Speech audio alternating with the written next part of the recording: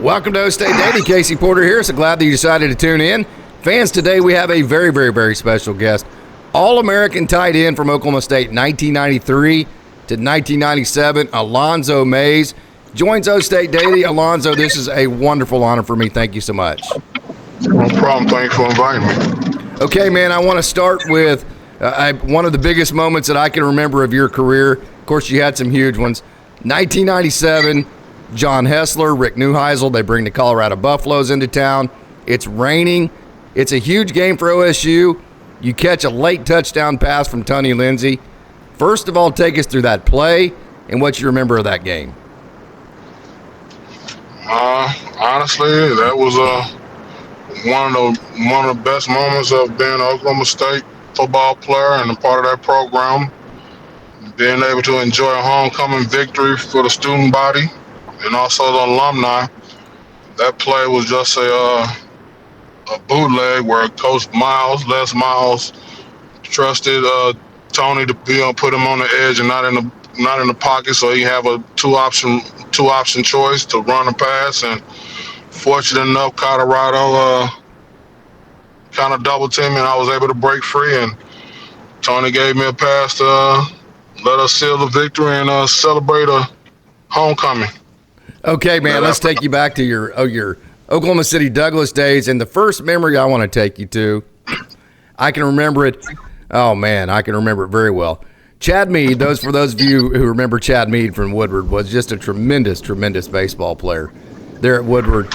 You actually hit a home run in Guthrie at the Rock to beat Woodward and send them home in your senior year in baseball at Douglas, correct? You do remember a lot, don't you? Yeah. Yes, I did. Take us through that moment.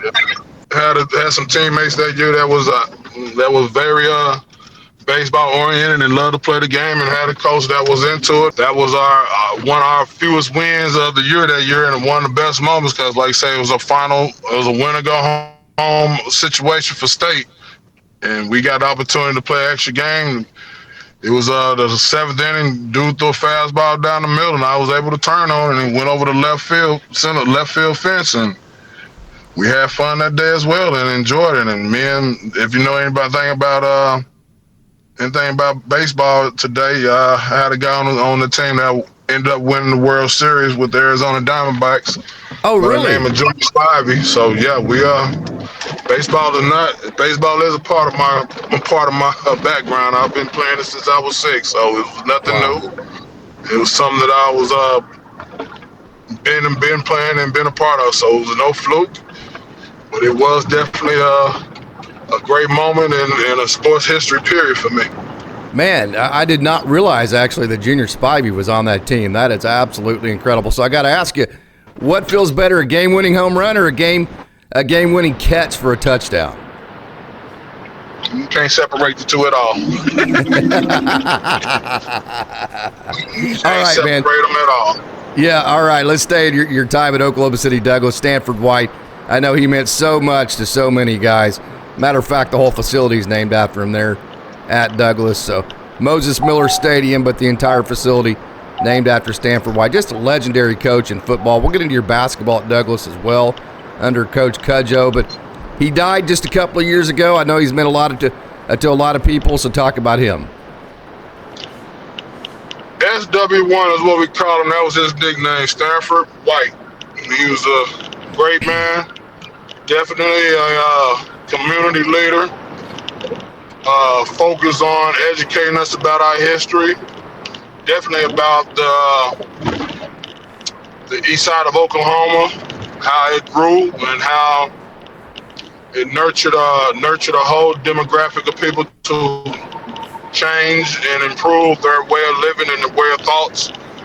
And he continued that practice since he was a Trojan himself, blue blood in the neighborhood, and never left it all the way until his passing here in the last year or so.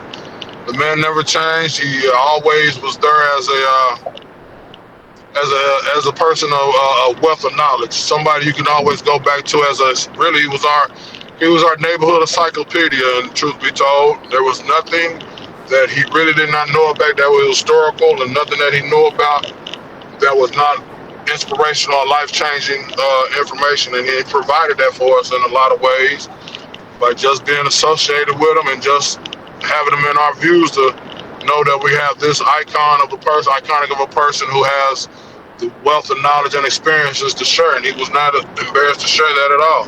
That's what we really embraced about Coach White and his whole staffs, because everybody that was associated with him, regardless of who they were or where they came from, turned them into men and make them better than what they could ever be, and he done that in more ways than one. Well, you had a great experience there because you had Coach White, who's just this legendary guy. Then you had the really fiery, temperamental basketball coach in Patrick Cudjo that was not afraid to lose his temper at any moment. Matter of fact, I think I remember giving him a tee in a scrimmage one time. I can believe that. Yeah, he was. He definitely was my assistant coach with me at Douglas my sophomore year. He took off and got him a head coaching job, his first head coaching job with Carl Albert that following season. And the sad thing about it, we also ended his season that same year in the first round of an area in basketball. But yes, Coach Cudjo has been definitely has been an inspiration to somebody that you can deal with and talk to and bounce ideas off of him, get inside information from. And he's also stern basketball coach when it comes to the game, because if you know anything about his history, he comes from, his lineage is long in the game as well. You have an uncle and a father whose pedigree is as strong as theirs. You have no choice but to be a connoisseur of the game or a master of the game of basketball, and he's done that. With 500 wins he's collected within the last 45, within the last year or so. He's definitely made his mark and left his legacy intact. No doubt about it, and his dad was dating all the way back to the 50s, one of the most legendary basketball coaches, not just in Oklahoma, ever in high school sports of any state, anywhere. So, okay, Oklahoma State gets the probation 1988. I'm sure you were fully aware of that, not too far away from that. You were old enough to know about it. There had been hard times that had fallen on OSU. What drew you to Oklahoma State during a period of time where they weren't winning a whole lot of games? Truthfully, truth be told, something about Coach Jones, and at that time the program was more to my liking. And secondly, there was a lot of schools who were highly interested in me at that particular time. But me knowing the history of what I'm about and what I like to do, I like to be a part of a program that likes to recreate its own history, start its own history, and that's one thing Oklahoma State provided. Could have went to OU at that particular time, but I didn't like the administration setup. I didn't like the connections of political ties that was associated with it from my standpoint. So I wanted my own start. Coach Jones did that by being a guy who's down to earth, really, somebody you can communicate with. He's just a genuine guy, and secondly, just like honestly, I like guys. I get along with people in his height range. Really, I get along with those type of guys. That is absolutely hilarious. So you go from Pat Jones to Bob Simmons. I can only imagine it's like just an overnight, complete overhaul from one way to the other, right? True, and it was. And being there, it was kind of welcome sight, truly, as you got to go back and evaluate what was going on and some of the teammates' mentality and their visions of what a Division I team or their future would look like. It was a welcome change, and truth be told, I was kind of glad to be a part of it and see the results 25 years later. Because as we see it today, and being a part of the transition, I can take pride as being my classmates and teammates from that era. We take pride in seeing the rebranding, the re-imaging of Oklahoma State into the national limelight that it should have and should keep. And you were part of that class that kind of really brought Oklahoma State out of the probationary. You, Tony, Lindsay, and all those guys that you can remember. You come into Oklahoma State not winning games. You leave in the Alamo Bowl playing Purdue, so you had to feel a lot of pride knowing that you built Oklahoma State back up, right? And truthfully told, I enjoyed, and the true element behind all that, yes, I did, because the fact of the matter is could have been selfish. I could have been egotistical and took care of myself, and I didn't because in college, you really do build bonds. You really do understand what your manhood is about. You really understand what the level of life you're trying to lead and what you want to be. And me sacrificing my own acclaim and my own financial security for a year kind of dampened my future, but in turn gave me some of the better friends and best friends and people that I've ever associated with and really enjoyed to be around more than anything. Just being able to go back and see, like I say, seeing the new Boone Pickett Stadium, the renovation of that, and seeing the indoor facility and the weight room, and just even seeing the ordeal where the kids have a lunchroom and a whole fort dedicated to them in the stadium that's beneficial for the football program. We do definitely take pride, everybody off of that 1997 Alamo Bowl team. We take definite pride in that situation because, as we know, we were the ones who initiated the fundraise for that, and we initiated the rebranding of our national brand as Oklahoma State Cowboys. So yes, we do take pride in that, and we feel astonished behind the success that's been going on and what is here. Amazing, and I think that's something that current players need to hear quite a bit. It's All-Americans like you, just how much invested they still are emotionally into these kids and the program, and how much pride that you take into it. And you mentioned that you did, you sacrificed some personal gain, and that would be because 1996 you were draft eligible. Most people, it was pretty consensus you were either going to be first round, second round draft pick. You turned down the draft to come back for your senior year. Why'd you do that? Wasn't educated, I can tell you that much now. But no, overall, no, really, friendships mean more to me than a damn dollar bill. Nice, Alonzo. It paid off because you come back in 1997 and you become an All-American. So we've talked about the season a little bit, but talk about what it felt like to you knowing, A, you made a bowl. We talked about that too. But from a personal perspective, whenever you found out you became an All-American, what was that like? Honestly, it was an awakening moment because, as you know, that year I didn't finish the whole season. The love and respect that I got from the writers or from many people who voted, I appreciate it more. I've never been able to say this, but I appreciate it because you never knew or understood what people really thought about you until after the fact. You never know in the moment. In another situation that allowed me to grasp and respect that, I might have to ask you something. I had a referee come tell me something one day in the middle of the game that he appreciated my game.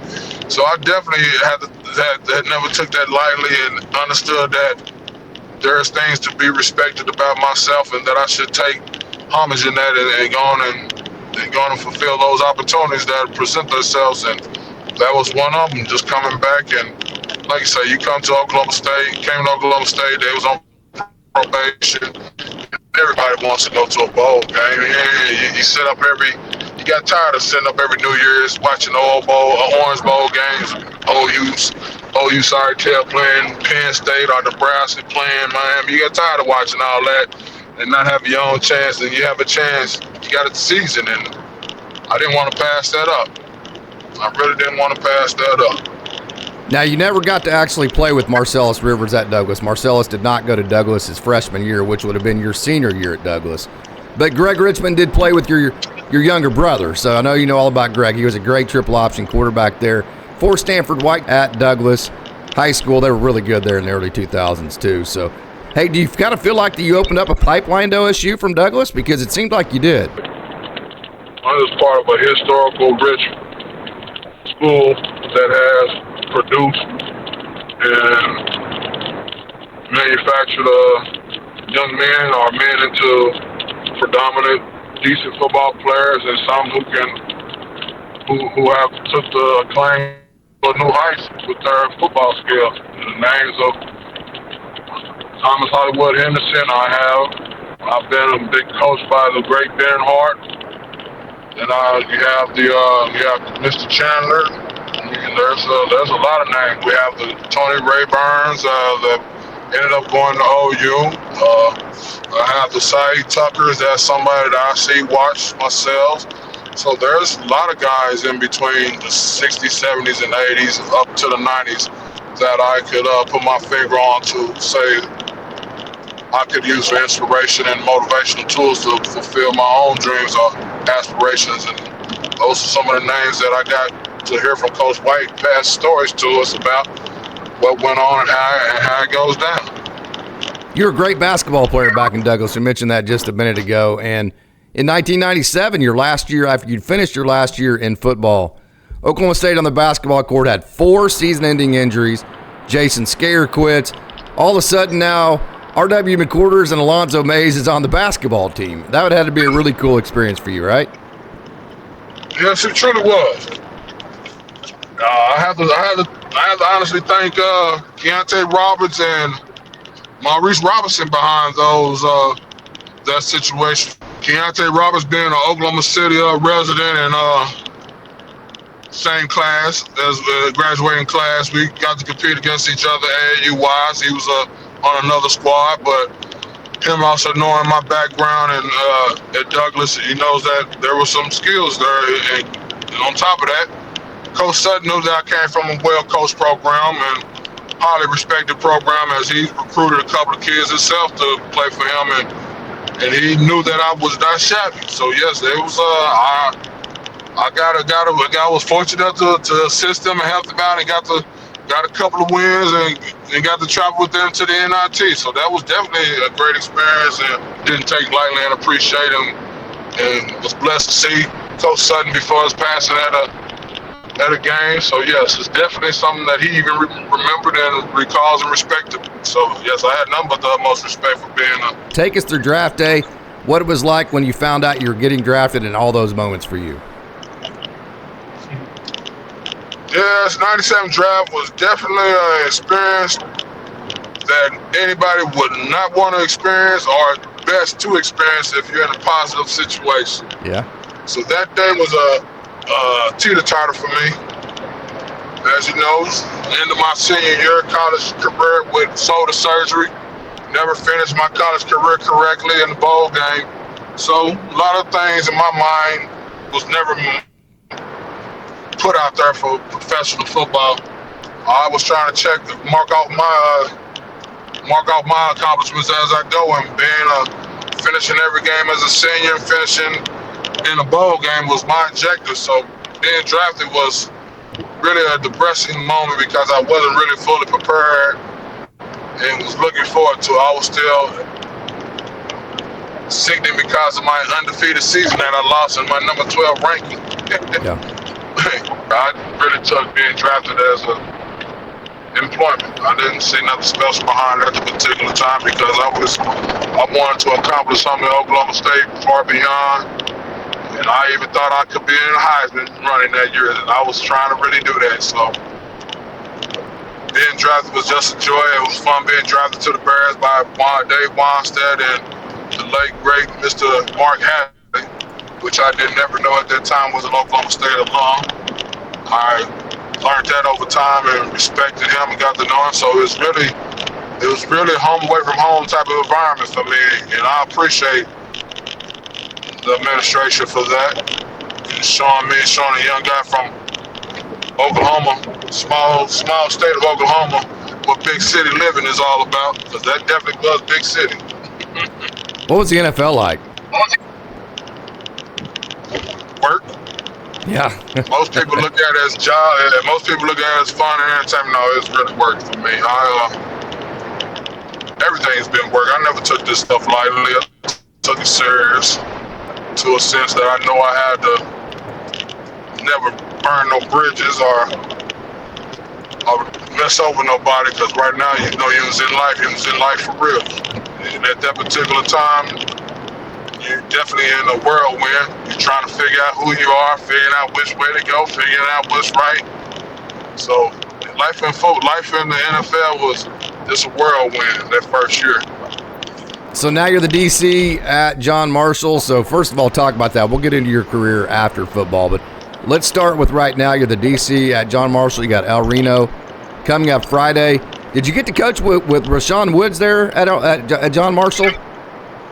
No, I didn't. I missed him. Luckily, he's been able to get him a couple championships out of John Marshall in the state of Oklahoma and move around to Texas and take his skills somewhere else. But I've been fortunate enough to join John Marshall staff here with the second coach removed from Woods. Really never met this man. Don't know nothing about him overall, but had somebody vouch for me and talk up for me and Mr. Coach Adams has done his research and due diligence and was able to bring me on as his defensive coordinator. And being some people who has respect for you and that's on the same level as you is nothing but a blessing. And I appreciate it every day. I get to be at John Marshall Bear right now as a defensive coordinator. I really enjoy it. So we fast forwarded to what you're doing right now. Let's take us back to the end of your playing career. Connect the dots for Alonzo Mays from what you did from the end of your playing career in the early 2000s to now. Alonzo Mays has done nothing overall but finish his master's and get his education in undergrad. I've received both of my degrees in the last 20 years. I have not been able to honestly provide for myself because these injuries and health has been a downfall for the last 2 decades. It's been a real uphill climb, trying to figure out if your limbs are gonna work correctly or if you're functioning right. And there's always a way to get back to normal, and you got to find that if you're not able to motivate yourself, you can do that. But you have to stay motivated, you have to be inspirational, and find ways to finish what you got your mind on. And my mind was making sure I enjoy my life as much as possible. And I did have some circumstances where let a doctor do some things that it wasn't supposed to. Our doctor added some things that wasn't in my best interest, so I had to overcome that and learn. Some people aren't on your team, and you got to learn who and who is not. So overcoming obstacles is what life's about, and educating yourself about what's right and wrong for you is what life's about. And that's what I've been learning the last 25, 27 years since leaving Oklahoma State is learning how to fit, learn how to associate, and learning how to enjoy my life. So you stayed in the Oklahoma City area. You're very close to Stillwater, just about an hour away. How close do you stay to the program? How often do you come back? Occasionally I come in and out and see what's going on, especially since Coach Gundy has implemented this alumni weekend and allowing former players to come back. I've been coming back on my own to check on little things here and there and just check out the museum. Like when they done a little construction, you come back and see when they were building up the new outdoor facility. Just the little steps where you've been completing the overall task. I've been showing up here and there for the last 7 to 10 years. Even been able to participate in a couple of Coach Gundy's camps. So I've been around, just not been a strong figure. So for somebody who played during a period of time at Oklahoma State that was very tough, it was coming off the probation, now looking at the program with all the facilities and everything the way it is now, all the success they're having, what does that mean to somebody like you? How impressed are you?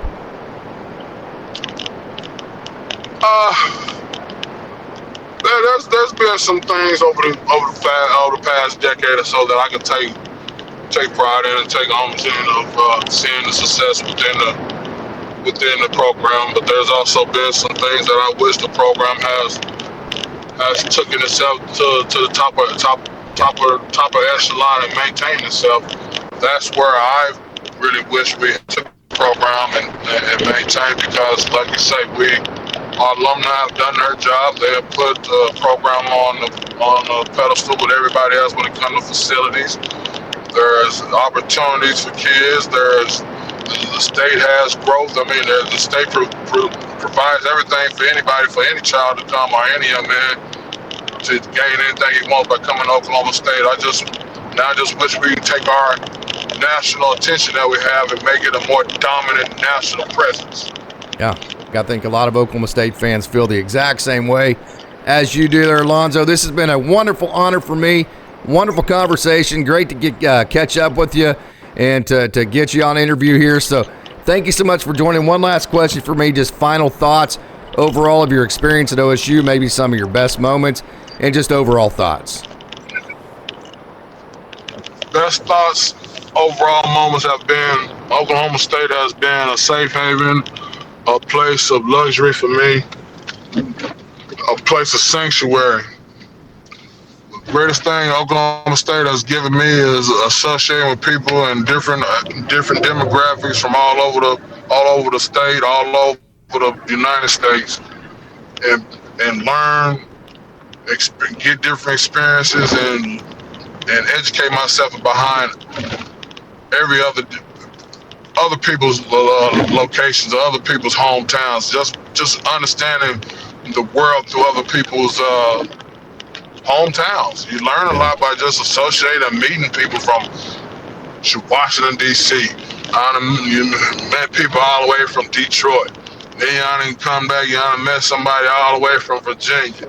I mean, you just learn people from East Coast. You're not going to know people from East Coast from Midwest Oklahoma, just like you know more people from the West Coast, but you just learn the different locations and how different people are, traditions that others uphold and others keep has been my biggest learning experience for me with Oklahoma State. It just allowed me to be a part of a melting pot that I never thought I'd be able to experience and learn from. Alonzo Mays, this has been a wonderful honor. Thank you so much for joining OState Daily. Appreciate you. Thank you very much for having me.